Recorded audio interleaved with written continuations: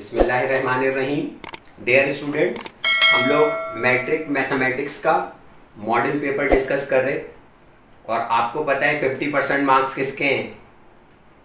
MCQ के हैं। 25 MCQ और 50 मार्क्स। बाकी सारा मैथमेटिक्स आधा एक तरफ और आधे नंबर एक तरफ। मैं कोशिश करूंगा कि एक एमसीक्यू से कई कई चीज़ें बताऊं और इस मॉडल पेपर के अलावा भी 4-5 पेपर अगर आप कर लेंगे तो आपको पता है पाक सरजमीन है ये 19, 18, 27, 2017 और 16 के अगर आपने समझ में आ गई बात 15 तक के पेपर सॉल्व कर लिए तो इंशाल्लाह समझ में आ गई बात, पूरे पेपर की 25 की 25 एमसीक्यू आपकी निकल जाएंगी और 50 नंबर पूरे आ जाएंगे। आइए स्टार्ट करते हैं। पहली एमसीक्यू दी है इन्होंने, इफ log x 81, ये करके लिख के दिए log x 81, यहां पर इसकी बेस x दी है और इक्वल है 4 के, तो पूछा जा रहा है देन x इक्वल टू क्या होगा। ये इस तरह की जब भी एमसीक्यू आएगी तो इस फार्मूले से सॉल्व होगी कि ये लॉग की प्रॉपर्टी याद रखनी होगी, लॉग ऑफ बॉक्स इक्वल है ट्राइंगल के और इसकी बेस में सर्किल है। अगर आप लॉग हटाएंगे तो खाली बॉक्स इक्वल हो जाएगा सर्किल की पावर ट्राइंगल के, यानी जैसे आपने लॉग हटाया, बॉल उछल के दूसरी तरफ गई और टक्कर मार के ट्राइंगल को अपने ऊपर उठा लिया। और इस तरह की एमसीक्यू हर साल आती है, हर साल पक्के 2 नंबर है इसके। ट्राइंगल में जो यहां होगा वो यहां होगा, जो बॉक्स में यहां होगा वो यहां होगा, जो सर्किल में यहां होगा वो सर्किल में यहां होगा। ठीक है, आइए जरा देखते हैं इस प्रॉपर्टी को लगा के इसको सही ना सॉल्व करते हैं। इस वक्त बॉक्स में कौन है? 81, ट्राइंगल में कौन है? 4 और सर्किल में कौन है? x। तो खाली बॉक्स ये वाली प्रॉपर्टी लगाए, इक्वल होता है सर्किल की पावर ट्राइंगल के, तो आपने लगाया बॉक्स इक्वल है सर्किल की पावर ट्राइंगल, तो बॉक्स में 81, सर्किल में x पावर 4। अब 81 को आपको क्या करना है? 3 की पावर 4 लिख सकते हैं। क्यों? आपको फाइंड आउट x करना है और x जो है वो बेस बनी हुई है और ये जब तक पता नहीं चलेगा जब दोनों तरफ की पावर सेम ना हो जाए। तो 81 के फैक्टर बनाने तो 3 की पावर 4 लिख सकते हैं 81 को, और ये x की पावर 4 रहा। दोनों तरफ की पावर सेम हो गई तो x किसके इक्वल है? 3 के। तो ऑप्शन में इन्होंने आंसर दिए हुए थे 3, 4, 16 और 9, तो 3 आंसर है। एमसीक्यू नंबर 2 है, the sum of angles of a parallelogram is 360 degree है। किसी भी पैरेललोग्राम के एंगल का सम क्या होता है? 360 डिग्री होता है। और ट्राइंगल के तीनों एंगल का सम क्या होता है? 180 होता है। वो तो आपको पता है, थ्योरम में मौजूद हैगा। सही है, थ्योरम के अंदर है, 5वां थ्योरम है कि ट्राइंगल के तीनों एंगल का सम क्या होता है? 180। और पैरेललोग्राम के तीनों एंगल का सम क्या होता है? 360 डिग्री। ना सिर्फ पैरेललोग्राम, कोई भी क्वाड्रिलेटरल हो। अब सवाल घूम सकता है, क्वाड्रिलेटरल में कौन हो सकता है? रेक्टेंगल हो सकता है। रेक्टेंगल ऐसी फिगर होगी, 2 अपोजिट साइड क्या होंगी? पैरेलल होंगी और इक्वल होंगी। ये इसके इक्वल होगी और एंगल 90 डिग्री का होगा। ये रेक्टेंगल है, इसके भी चारों एंगल का सम क्या होता है? 360। 90 यहां, 90 यहां, 90 यहां, 90 यहां। और पैरेललोग्राम में क्या होता है? अपोजिट साइड इक्वल होती हैं और पैरेलल होती हैं, लेकिन एंगल 90 डिग्री का नहीं होता।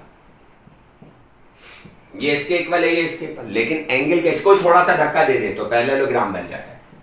पैरेललोग्राम ऐसे भी लिखते हैं। ये रेक्टेंगल है।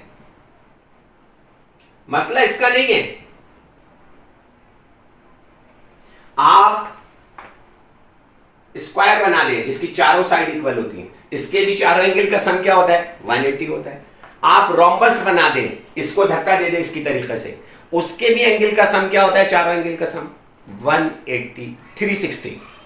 आप ट्रेपीजियम बना दें, उसके भी चारों एंगल का सम क्या होता है? 360। इसका मतलब है क्वाड्रिलेटरल बना दें, चार कोनों वाली कोई भी फिगर बना दें आप, उसके एंगल का सम क्या होता है? हमेशा एंगल का सम 360 degree. Trapezium, kite, square, rhombus, rectangle, parallelogram, सब के सब क्वाड्रिलेटरल है। और क्वाड्रिलेटरल के चारों एंगल का सम क्या होता है? 360। और ट्राइंगल के तीनों एंगल का सम क्या होता है? 180 डिग्री। एमसीक्यू नंबर 3 की तरफ चलते हैं। कह रहा है कि LCM of 9x square and 15x, 9x square और 15x का एलसीएम क्या होगा, ये पूछा गया। तो भाई फैक्टर बना दिया करें सबके। 9x स्क्वायर को क्या लिख सकते हैं? 3 into 3 into x into x. और 15x को क्या लिख सकते हैं? 3 इंटू 5 इंटू एक्स। जब आप एलसीएम लेते हैं तो एलसीएम में क्या होता है कि एक के सारे फैक्टर लिख देते हैं, यानी ये पूरा 9x square as it is आ जाएगा। लेकिन मैंने आपकी खातिर ये बिल्कुल ही टुकड़े कर दिए, तो एक के सारे फैक्टर लिख दिए, दूसरे के वो लिखते हैं जो पहले में ना हो। इसका 3 यहां पर मौजूद है इसलिए नहीं लिखेंगे, इसका 5 इसमें नहीं है इसलिए यहां शामिल कर देंगे, इसका x यहां मौजूद है इसलिए नहीं लिखेंगे। सही है, तो खाली 5 शामिल हो गया। अब इन सबको मल्टीप्लाई कर लूंगा तो एलसीएम आ जाएगा। 3 3 9, 9 5 45, 45 इंटू एक्स स्क्वायर। यानी जब आप एलसीएम लेते हैं तो एक को तो पूरा एज इट इज लिख देते हैं, दूसरे के वो लिखते हैं जो पहले में ना हो। फर्स्ट क्या, इन्हीं दोनों का एचसीएफ आ जाता, हाईएस्ट कॉमन फैक्टर।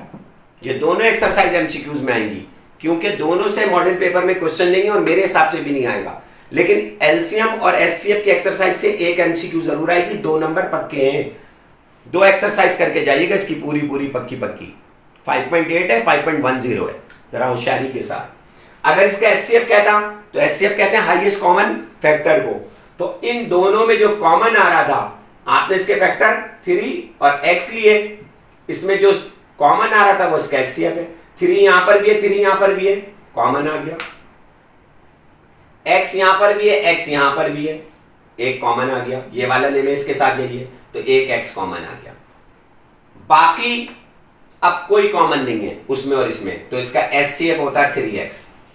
इस वक्त उसने एलसीएम पूछा है तो आंसर है 45x स्क्वायर, और उसने ऑप्शन में आंसर दिए थे 24x square, 45x square second option है, और 135x क्यूब और 135x स्क्वायर। तो आंसर तो क्लियर हो गया। एमसीक्यू नंबर 4 है, डिग्री ऑफ गिवन पॉलिनोमियल। एक पॉलिनोमियल दे दी है और कह रहा है उसकी डिग्री बताइए। डिग्री का कॉन्सेप्ट बड़ा क्लियर होना चाहिए, और पॉलिनोमियल जो दी है वो दी है 3 a square minus b, radicand में लिखा हुआ है, और पावर 3। ये इंडेक्स है और ये रेडिकेंड है और ये रेडिकल साइन है, ठीक है। और इसकी डिग्री पूछी है। आपको पता है कि कैसे लिखते हैं, यहां पर इंडेक्स है, ये इंडेक्स कहलाता है, ये रेडिकेंड कहलाता है, और ये रेडिकल साइन कहलाती है, जिसे आप रूट कहते हैं। और जब आप ये रेडिकल साइन हटाते हैं तो ये किसके इक्वल होता है? बॉक्स की पावर 1 ओवर इंडेक्स। इंडेक्स में ये था।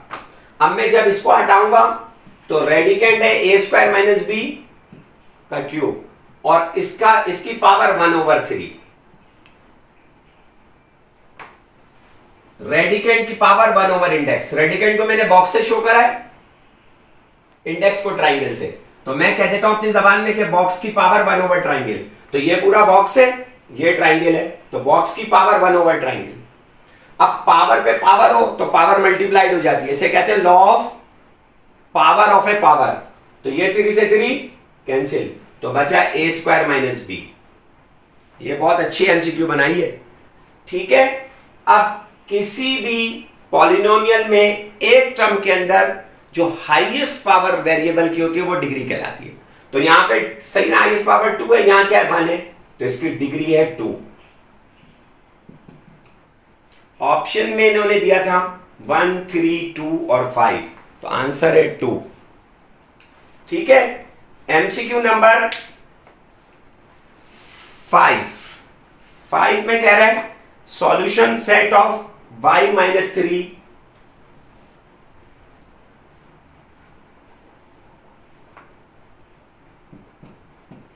Equal to -4। मॉडुलस में दिया हुआ है, मॉड के अंदर दिया हुआ है, और इसका सॉल्यूशन सेट पूछा है। आपको पता है कि मॉड का आंसर हमेशा पॉजिटिव होना चाहिए, और इसने मॉड का आंसर क्या दे दिया, नेगेटिव, तो इसका सॉल्यूशन सेट एग्जिस्ट नहीं करता। तो ऑप्शन में आंसर है नल। एक आंसर दिया -1, 2, दूसरा आंसर दिया -2, 2, और तीसरे ऑप्शन में दिया हुआ है ऐसे करके नल, तो ये आंसर है इसका। चौथे में दिया हुआ है 1, 3। मॉड का रिजल्ट हमेशा पॉजिटिव होना चाहिए। अगर ये +4 होता तो फिर हम सॉल्व करते, ठीक है। जब भी मॉड इक्वल टू नेगेटिव के इक्वल आएगी, इसका मतलब है सॉल्यूशन सेट इसका एग्जिस्ट नहीं करता। क्वेश्चन नंबर 6 में कह रहा है, एमसीक्यू नंबर 6 में कह रहा है the sum of supplementary angle is. आपको पता है सप्लीमेंट्री एंगल का सम क्या होता है, 180 डिग्री होता है, और कॉम्प्लीमेंट्री एंगल का सम क्या होता है, 90 डिग्री होता है। तो इस दफा ऑप्शन में दिया 90, 180, 360, नन ऑफ दीज। और घूमते हुए देर नहीं लगती कभी। अच्छा ऐसा भी नहीं है, पाक सरजमीन है, एक साल आता है सप्लीमेंट्री, दूसरे साल आता है कॉम्प्लीमेंट्री। कॉम्प्लीमेंट्री एंगल का सम 90 और सप्लीमेंट्री एंगल का सम 180, यह याद कर लीजिएगा, ठीक है। अगली एमसीक्यूज है 7, उसमें कह रहा है a प्लस बी इक्वल है 3 के, और a माइनस बी इक्वल है 1 के, और find the value of a square plus B square. अब a प्लस बी की वैल्यू दे दी है 3, और a माइनस बी की वैल्यू दे दी है 1, और इसकी वैल्यू पूछ रहा है। तो आपको पता है a square plus B square के 3 फार्मूले। एक क्या है, a प्लस बी का होल स्क्वायर माइनस 2ab। एक क्या है, a माइनस बी का होल स्क्वायर प्लस 2ab, यानी अंदर प्लस बाहर माइनस, अंदर माइनस बाहर प्लस। तीसरा फार्मूला क्या है, a square plus B square, a plus B का whole square plus a minus B का होल स्क्वायर डिवाइडेड बाई 2। इस दफा ये नहीं लग सकता, ये उस वक्त लगता है जब a प्लस बी और ab की वैल्यू गिवन दी हो। ये उस वक्त लगता है जब a माइनस बी और ab की वैल्यू गिवन दी हो। इस पूरे क्वेश्चन में ab की वैल्यू गिवन नहीं दी, इसलिए ये दोनों इस वक्त नहीं लग सकते। इस वक्त ये वाला फार्मूला लगेगा, तो मैंने यहां पर ये फार्मूला लगा दिया। ये वर्बली कर सकता था मैं, a प्लस बी का होल स्क्वायर, तो a प्लस बी क्या है 3, बार बार फार्मूला नहीं लिख रहा, plus a minus B 1 divided by 2, और 3 का स्क्वायर 9 है, 1 का स्क्वायर 1 है, 9 और 1 10 डिवाइडेड बाई 2 5। इसका आंसर है 5। एमसीक्यू नंबर है 8,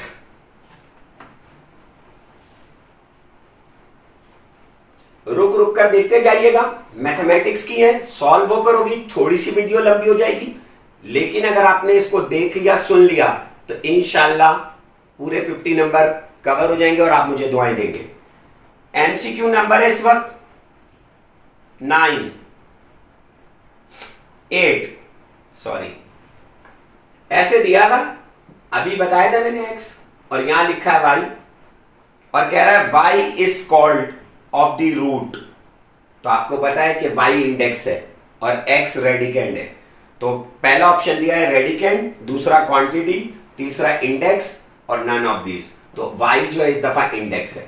हो सकता है ये चेंज हो जाए और इसमें यही सवाल लिखे और आगे y के बजाय लिखे x इज कॉल्ड, तो तो अगर x को पूछेगा तो वो रेडिकेंड है। एमसीक्यू नंबर 9, ये चैप्टर 2 से आई है, सिंप्लीफाई करने की। 8 की पावर 1/3 और 36 की पावर 1/2। तो आपको मालूम है कि बेस को तोड़ते पावर के डिनोमिनेटर को देखते हैं। तो 8 को हम ब्रेक करेंगे 2 की पावर 3 में, इस पावर के डिनोमिनेटर को देखते हुए, ये रूल है। 36 को हम ब्रेक करेंगे 6 के स्क्वायर में, पावर के डिनोमिनेटर को देखते हैं। और पावर पे पावर, तो पावर मल्टीप्लाइड हो जाती है, इसे law of power of A power कहते हैं। तो 3 से 3 कैंसिल 2 और 2 से 2 कैंसिल 6, 6 2 12। तो इसका आंसर क्या है? 12। 4 ऑप्शन दिए हुए थे, 48, 12, 16 और नन ऑफ दीज, तो आंसर है 12। नेक्स्ट है MCQ number 10। If the determinant of matrix is 0, the matrix is called singular matrix. 4 option दिए हैं, identity matrix, null matrix, singular और नॉन सिंगुलर। तो आपको चारों का पता होना चाहिए। सिंगुलर मैट्रिक्स क्या होता है?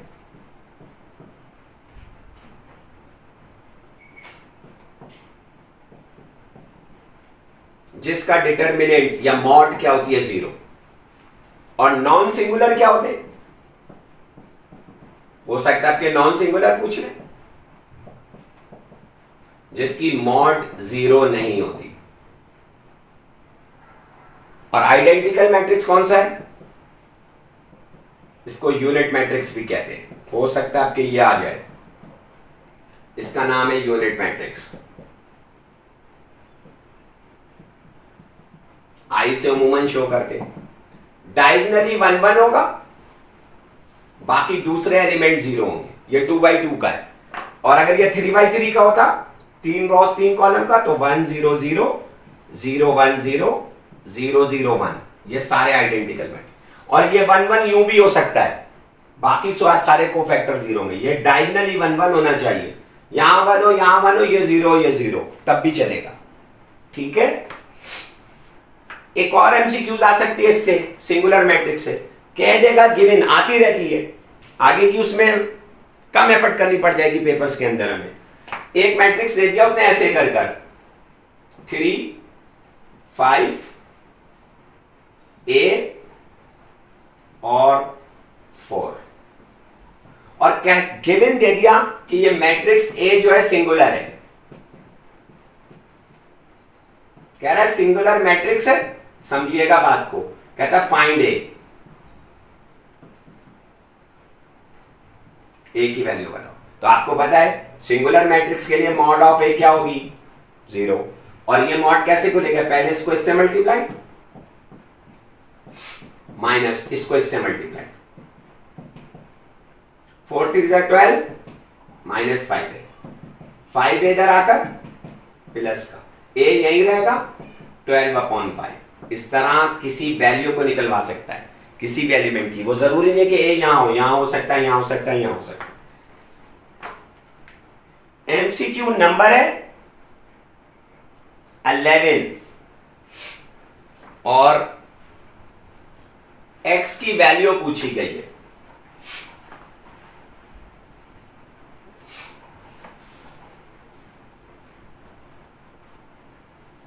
क्या? x - 2 और x + 3 दो फैक्टर है, इक्वल टू 0 है, और फाइंड x पूछा गया है। ये तो जबानी निकल आएगा। एक x की वैल्यू 2 निकलेगी, एक x की वैल्यू -3 निकलेगी। दोनों फैक्टर इक्वल टू 0 है, तो इसका मतलब x - 2 भी 0 है और x + 3 भी 0 है। तो x यही रहेगा, -2 इधर आके 2 हो जाएगा और +3 इधर आके -3 हो जाएगा। तो आंसर होगा सॉल्यूशन सेट का 2 और -3। इसमें ऑप्शन दिया हुआ है, पहला ही ऑप्शन आंसर है। पहले ऑप्शन में 2 और -3 है, नहीं पहले ऑप्शन में सॉरी -2 और -3 है, दूसरे ऑप्शन में 2 और 3 है। तो आंसर है 2 और -3, ये वाला आपका आंसर है, ऑप्शन नंबर 2। तीसरे में दोनों पॉजिटिव दे दिए, चौथे में -2 और 3 दिया हुआ है। ये थी एमसीक्यू नंबर हमारी 11। 12 है दिस सेट ऑफ, एक सेट दे दिया है,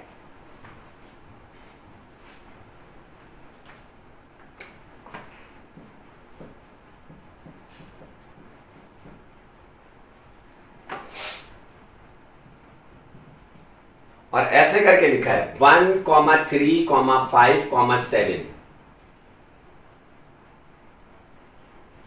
और आगे लिखा है इज क्लोज्ड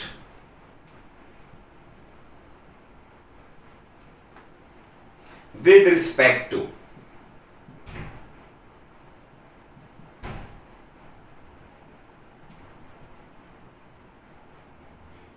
और इसके ऑप्शन दिए में, ऑप्शन ए में दिया हुआ है मल्टीप्लीकेशन,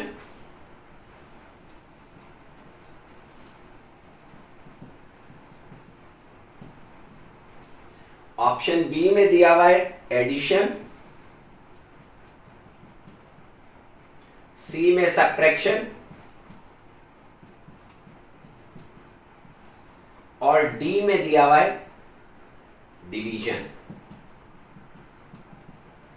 और इसका आंसर क्या होगा? मल्टीप्लीकेशन। सेट ए दिया हुआ है 1, 3, 5, 7, कह रहा है is closed with respect to, इसकी क्लोजर प्रॉपर्टी बतानी है। और क्लोजर प्रॉपर्टी क्या होती है कि दो नंबर अगर ऐड हो रहे हो, दो होल नंबर को ऐड किया जाए और उसका जो रिजल्टेंट है वो भी एक होल नंबर हो, तो हम कहते हैं ये क्लोजर प्रॉपर्टी है। इसी तरीके से क्लोजर प्रॉपर्टी फॉर एडिशन है। और अगर इसी तरीके से हम दो नंबरों को मल्टीप्लाई करें और उनका जो रिजल्ट है वो भी एक होल नंबर हो, और तो हम इसको कहते हैं closure property with respect to multiplication. और जो बात मल्टीप्लिकेशन के लिए कह दी वो वैलिड होती है डिवीजन पर, और जो एडिशन के लिए कह दी वही वैलिड होती है सब्ट्रैक्शन पर। अब हम इसमें अप्लाई करते हैं सेट के ऊपर। 1, 3, 5, 7 है, अगर मैं दो नंबरों को ऐड करूं, साफ पता चल रहा है ये ऑड नंबर का सेट है। अगर मैं 1 और 3 को ऐड कर दूं इसमें से दो नंबर लेकर, तो उनका सम 4 आ रहा है, और 4 इस सेट का हिस्सा नहीं है, तो इसका मतलब है एडिशन आंसर नहीं है। अगर मैं इसी तरीके से सब्ट्रैक्ट कर दूं, 3 में से 1 माइनस कर दूं, तो आंसर आ रहा है 2। 2 एक इवन नंबर है, इनमें से किसी भी दो नंबर को मैं ऐड करूं या सब्ट्रैक्ट करूं, आंसर मेरा इवन नंबर आ जाएगा। जब इवन नंबर आ जाएगा तो इवन नंबर का सेट ये नहीं है, इसलिए सब्ट्रैक्शन भी इसका आंसर नहीं है। और अगर मैं इनमें से किसी दो नंबर को डिवाइड करूं, फर्स्ट क्या 5 को 3 से डिवाइड कर दूं, तो ये होल नंबर ही नहीं आएगा, ये 1 पॉइंट समथिंग आ जाएगा, इसलिए डिवीजन भी नहीं है। आंसर मल्टीप्लिकेशन क्या है? अगर मैं इन दो नंबरों को मल्टीप्लाई करूंगा किसी भी दो नंबर को, तो उसका आंसर एक होल नंबर होगा और वो इसी सेट से ताल्लुक रखता होगा। मसलन 3 और 1 को मल्टीप्लाई करें आप, तो आंसर 3 आएगा, वो इसी से ताल्लुक रखता है। 1 और 5 को मल्टीप्लाई करें 5 आएगा, 3 और 5 को मल्टीप्लाई करें 15 आएगा, 15 भी इसका हिस्सा है, ऑड नंबर है। 7 और 5 को मल्टीप्लाई करें 35 आएगा, वो भी इसका हिस्सा है। इसका मतलब है ये is close with respect to multiplication है। ठीक है, नेक्स्ट एमसीक्यू की तरफ चलते हैं। एमसीक्यू नंबर 13 की तरफ कह रहा है diameter is a twice of. ये तो पता है कि डायमीटर किसका ट्वाइस होता है? रेडियस का।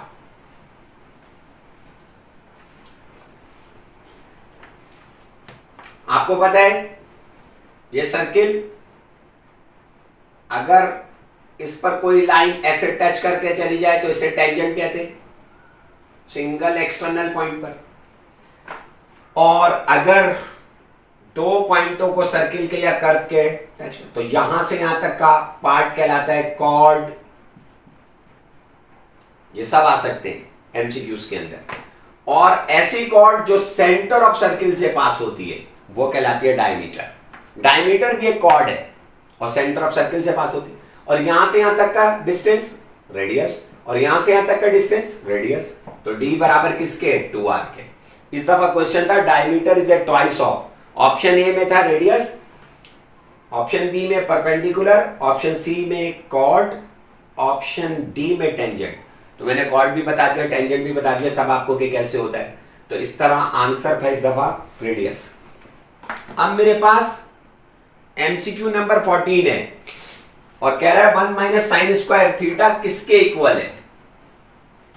1 माइनस अंडर रूट में दिया हुआ है और 1 माइनस साइन स्क्वायर थीटा पूछा है किसके इक्वल है।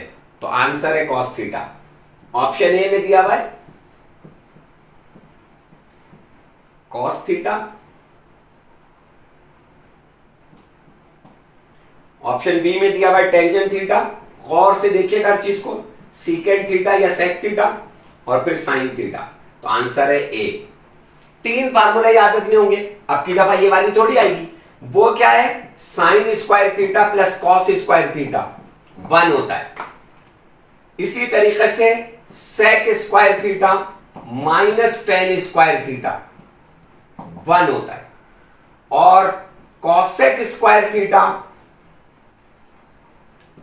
माइनस कॉट स्क्वायर थीटा 1 होता है। ये सब टिग्नोमेट्री के अंदर से, और टिग्नोमेट्री की एमसीक्यू मैट्रिक में जरूर आएगी, 9th में नहीं होगी। अब उसने यहां से बनाई एमसीक्यूज, और ये सारे स्क्वायर के फार्मूले। तो sign square plus cos square क्या था, 1 था। अब आप साइन स्क्वायर को उधर फेंक दें तो कॉस स्क्वायर थीटा क्या हो जाएगा, 1 माइनस साइन स्क्वायर थीटा। अब दोनों तरफ स्क्वायर रूट ले लें तो taking square root both side, ये तो स्क्वायर रूट से बाहर नहीं आ सकता क्योंकि स्क्वायर रूट में 2 टर्म है, बाहर आने के लिए 1 होनी चाहिए थी।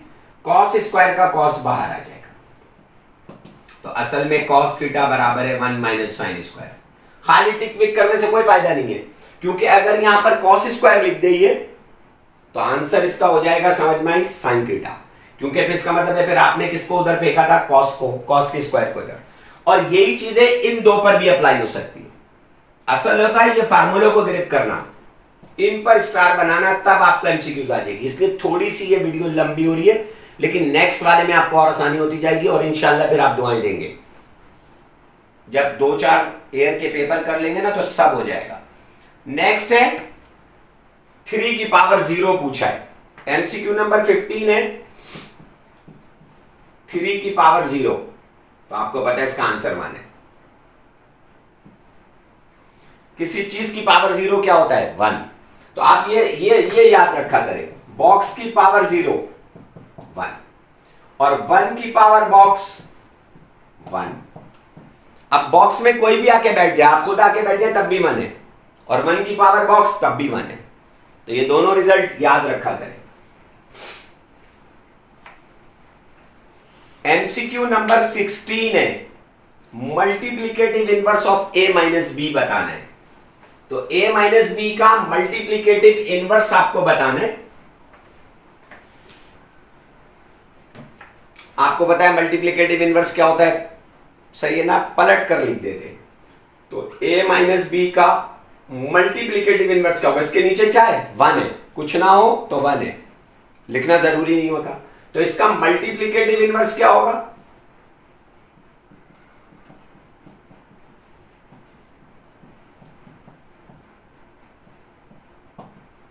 1 ओवर ए माइनस बी, पलट देंगे। अब जरूरी नहीं है कि इसका मल्टीप्लीकेटिव इनवर्स पूछे, हो सकता है इसका एडिटिव इनवर्स पूछे। तो इसका एडिटिव इनवर्स क्या होगा,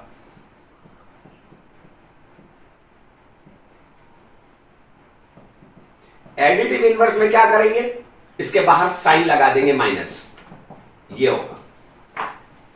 और अगर मैं माइनस को मल्टीप्लाई कर दूं अंदर, तो माइनस का ए हो जाएगा, प्लस का बी हो जाएगा। दूसरे लफ्जों में साइन चेंज कर देते, प्लस वाले की माइनस कर देते हैं, माइनस वाले की प्लस। अब जरूरी नहीं है कि वो पेपर में ऐसे लिख के दे या ऐसे लिख के दे, हो सकता है बी को प्लस करके लिख के दे, ए को बाद में लिख दे। तो इसका एडिटिव इनवर्स है बी माइनस ए, या माइनस ए प्लस बी, या माइनस और ब्रैकेट के अंदर ए माइनस बी। एडिटिव इनवर्स का मतलब है साइन चेंज कर दो, सबकी जो प्लस है वो माइनस कर दो, माइनस है जो प्लस। और मल्टीप्लिकेटिव इनवर्स का मतलब क्या है, उलट दो। 2/3 का मल्टीप्लिकेटिव इनवर्स क्या होगा, 3/2, पलट देंगे, सही है। लेकिन 2/3 का एडिटिव इनवर्स -2/3, साइन लगा देंगे, साइन चेंज कर देंगे।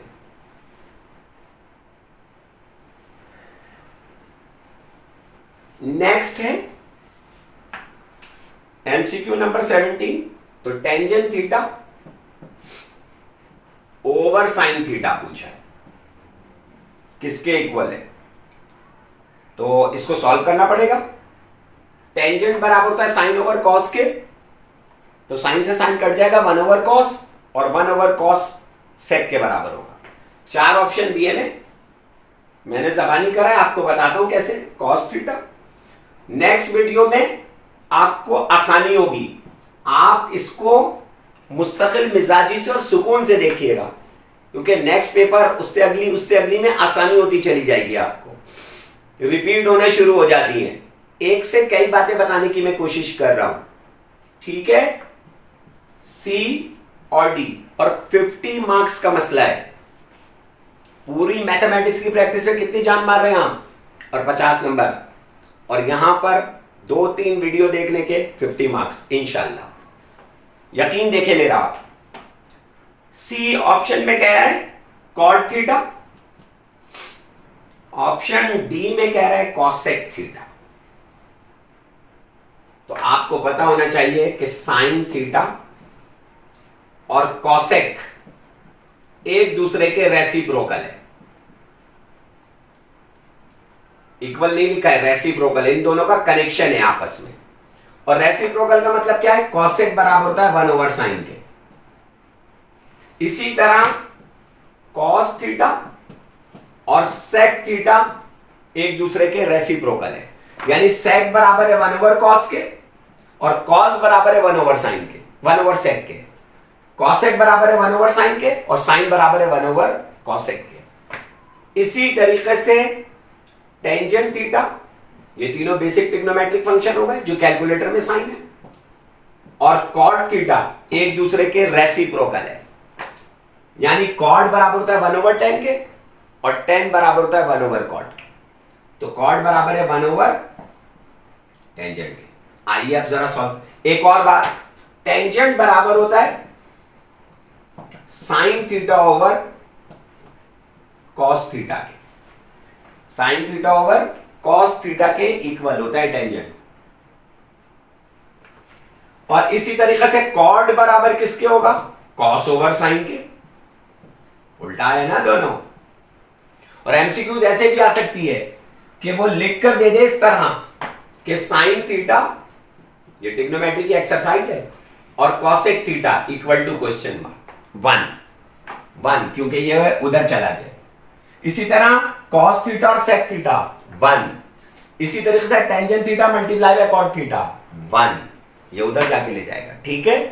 अभी टेंजेंट के लिए हमें ये फार्मूला हम यूज कर रहे हैं, ये वाला। इस tangent theta upon sine theta को सॉल्व करें। यहां देखिए, tangent theta over sine theta, tangent theta किसके बराबर है?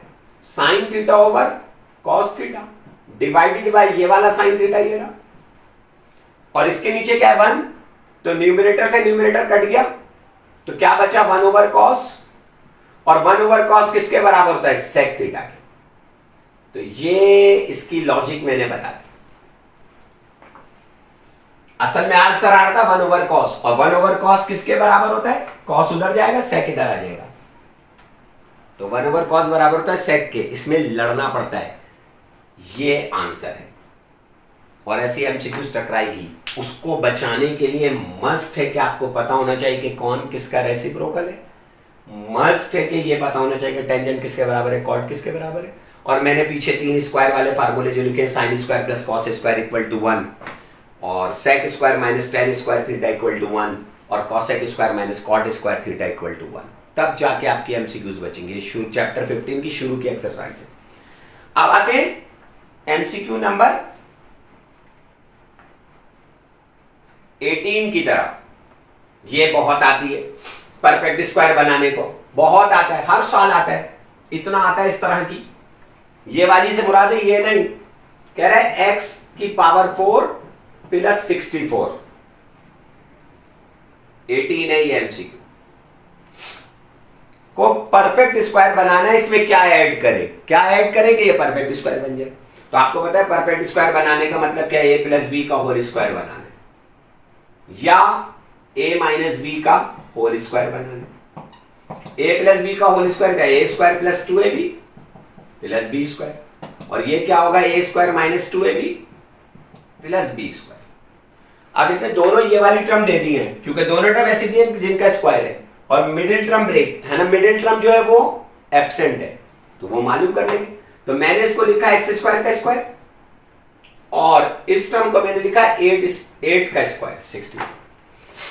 अब बीच में क्या लिख सकता हूं मैं, ये वाली साइन, अगर ये प्लस है तो प्लस है और माइनस है तो माइनस है, तो बेहतर है कि एक ही दफा लिखा करे फार्मूला, ये प्लस का भी हो गया और माइनस का भी हो गया, तो यहां साइन क्या हो जाएगी माइनस।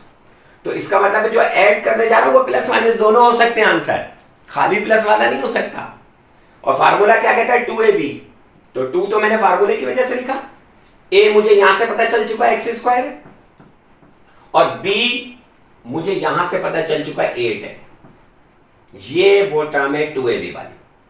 अब इनको मल्टीप्लाई कर लूं तो 8 2 16 एक्स स्क्वायर, तो आंसर होगा प्लस माइनस 16 एक्स स्क्वायर। अगर माइनस वाला गायब हो तो 16 एक्स स्क्वायर, और प्लस वाला गायब हो तो माइनस 16 एक्स स्क्वायर। अगर एक मौजूद हो तो दूसरे को तलाश करेंगे, दूसरे की गैर मौजूदगी में एक को टिक करेंगे। ऑप्शन में क्या क्या दिए मैं 4x square 8x square 2x square और प्लस 16x स्क्वायर। इन्होंने इस दफा प्लस में दिया हुआ आंसर, खाली एक ही दिया हुआ है। अच्छा टीचर होता तो प्लस माइनस दोनों देता, इसमें कंफ्यूज हो जाएंगे लोग। फर्स्ट क्या मैंने पहले ऑप्शन में 16x स्क्वायर लिख दिया, नेक्स्ट वाले बी पे मैंने माइनस 16x स्क्वायर लिख दिया, और ऑप्शन डी में जाके मैंने लिखा प्लस माइनस 16x स्क्वायर। तो आप तो पहले वाले को टिक कर दोगे, फंस जाओगे। एक की गैर मौजूदगी में दूसरे को टिक करना होता है, होशियारी के साथ, जल्दबाजी नहीं करना, शाहिद आफरीदी का बल्ला नहीं उठाना कि जल्दी में स्ट्रोक खेल दिया और आउट हो गए। नेक्स्ट है एमसीक्यू नंबर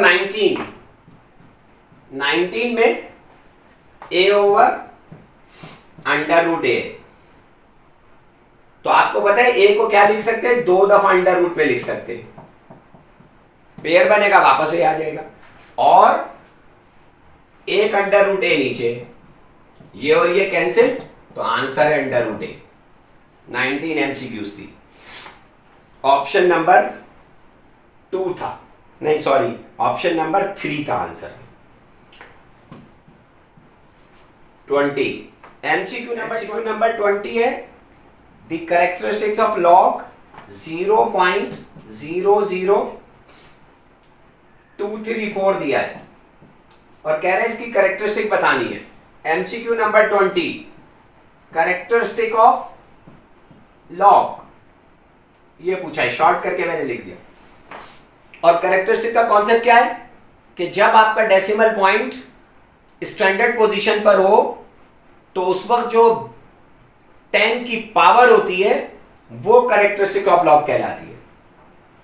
और जो लोग समझदार बच्चे उन्हें पता है कि ये 10 की पावर 0 हर वक्त मौजूद रहता है किसी भी नंबर के साथ, और लोग रेड पेन को भी जानते हैं बहुत अच्छी तरीके से। अक्सर जो आंखों वाले होते हैं उनको ये नजर नहीं आता कि बराबर में 10 की पावर 0 है, लेकिन जो नजर वाले हैं वो इसे देख लेते हैं। अब ये 10 की पावर 0 हमेशा मौजूद रहता है। अब डेसिमल पॉइंट को स्टैंडर्ड पोजीशन पे लाना है, और डेसिमल पॉइंट आपको मालूम है जब राइट हैंड साइड पे मूव करेगा तो 10 की पावर कम होगी, लेफ्ट पे मूव करेगा तो 10 की पावर इंक्रीज करते जाएंगे। 1 2 3 ये आ गया स्टैंडर्ड पोजीशन पे, यहां ला के छोड़ दिया है एक डिजिट के बाद, इसे कहते हैं स्टैंडर्ड पोजीशन।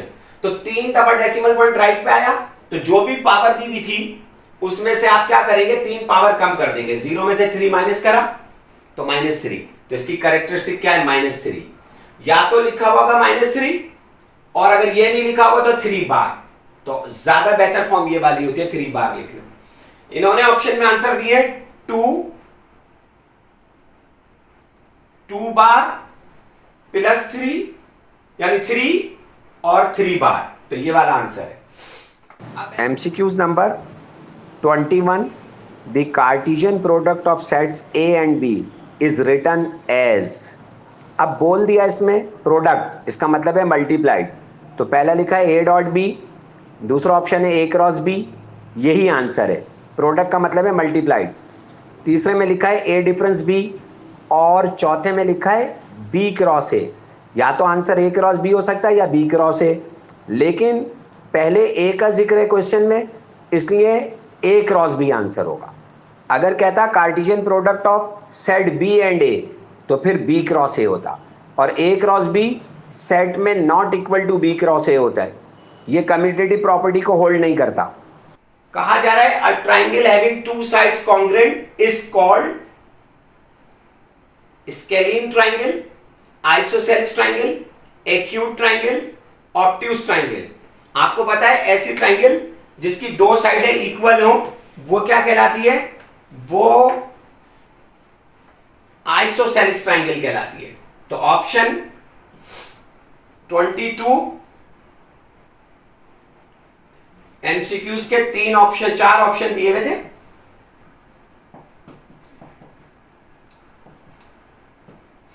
ये ऑप्शन ए था, ऑप्शन बी में ये आंसर है।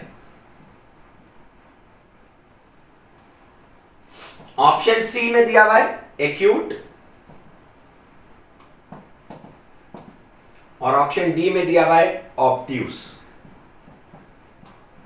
तो आपको पता ही है, अगर एक भी एंगल 90 से ग्रेटर हो जाए तो मस्ट है कि ऑब्ट्यूस ट्राइंगल है। और स्केलिन ट्राइंगल किसे कहते हैं? जिसके तीनों एंगल एक्यूट होते हैं, लेस देन 90 के होते हैं ना। ऐसी ट्राइंगल जिसके तीनों एंगल लेस देन 90 हो, वो स्केलिन कहलाता है। आइसोसेलेस में दो एंगल इक्वल होते हैं, दो साइडें इक्वल होती है। तो इसने कहा था वो ट्राइंगल जिसकी दो एंगल, दो साइड्स कॉन्ग्रुएंट होंगी, दो साइडें कह दो या दो एंगल कह दो, आइसोसेलेस कहलाता है। और राइट एंगल ट्राइंगल में एक एंगल 90 का होता है। ट्राइंगल के तीनों एंगल का सम 180 होता है। अगर कोई ऑब्ट्यूस ट्राइंगल होगी तो एक ही एंगल 90 से ग्रेटर हो सकता है, क्योंकि ट्राइंगल में तो तीन एंगल है। अगर एक ही 90 से बड़ा हो गया तो बाकी दो का सम, समझ में आ गई बात, लेस देन 90 होगा। तो चारों का कॉन्सेप्ट क्लियर होना चाहिए। 23 एमसीक्यू है। x इक्वल टू 1 है और y इक्वल टू 1 है। वैल्यू बतानी है x minus y plus x y की। x और y की वैल्यू गिवन है, पुट करके वैल्यू निकालनी है। कहा गया है x 1 है, y 1 है, और कहा जा रहा है x minus y plus x y की वैल्यू निकाल दे। तो सबकी जगह 1 1 रख दें आप। ये वैल्यू पूछी है तो x की जगह 1 रखा, इसकी जगह 1 रखा, इसकी जगह 1 रखा, y की जगह पे भी 1 रखा। y भी 1 दिया था, x भी 1 दिया था, और ये वैल्यू बतानी है आपको। तो +1 और एक -1 तो कैंसिल, और 1 1 जा 1, तो आंसर है 1। फिर हमसे कहा गया है union of two non collinear rays having a common end point is called a, और स्लैश करके एन लिखा है, तो आपको पता है एंगल। ऐसी दो रे जो नॉन पैरेलल हो। रे में क्या होता है? स्टार्टिंग पॉइंट पता होता है, एंड पॉइंट नहीं पता होता। अब एक रे यूं है और एक रे यूं है,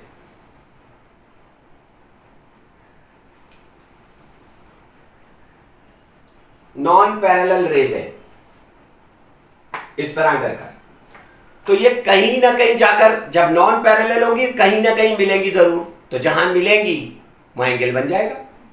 आगे तो आपको लग रहा है कि नहीं मिलेगी, दूर हो रहा है, फासला बढ़ रहा है, लेकिन पीछे करिए और इसको पीछे करिए तो कहीं ना कहीं जाके ये कॉन्साइड कर जाएंगी, तो एंगल बनता है। अगर दो रे पैरेलल होती तो कोई एंगल नहीं बनता, ऐसे ही चलते रहते, 0 डिग्री का एंगल कह सकते थे। तो इसने कहा दो नॉन पैरेलल रेज हैं, जब नॉन पैरेलल रेज है तो एंगल बनेगा। कह रहा है union of two non collinear rays, non collinear rays having a common end point is called.